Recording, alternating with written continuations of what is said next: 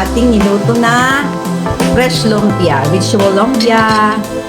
Ito po ating lunch ngayon. Complete na siya na lunch kasi meron ng vegetable, may meat, meron na rin carbohydrates. Yan. So, kainin natin yung ating lumpia. Mga friends, kain tayo ng sariwang lumpia. Sariwa. Yan. Sariwang lumpia. Ito ang sarap niya. Complete. Sarap anak, yummy. Ito po, Ang sarap naman ng niluto ng anak ko. sige, kain tayo. Kainan na. Ang laki ng suko natin. Yummy, yummy. Sarap naman anak. Nagluto. Perfect. Ang dami kong nakain, ubos ko. Ito pa.